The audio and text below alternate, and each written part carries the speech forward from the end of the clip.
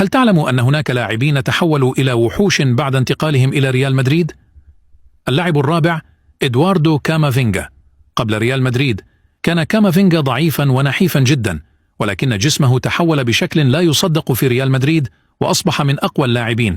اللاعب الثالث سيرجيو راموس.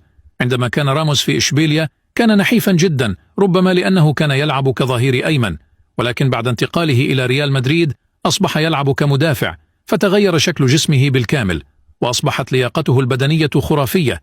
اللاعب الثاني كاريث بيل. كان كاريث بيل في توتنهام نحيفا أيضا، ولكن بعد انتقاله إلى ريال مدريد تحول جسمه من هذا الشكل إلى هذا الشكل وأصبح من أسرع اللاعبين في العالم. اللاعب الأول كريستيانو رونالدو.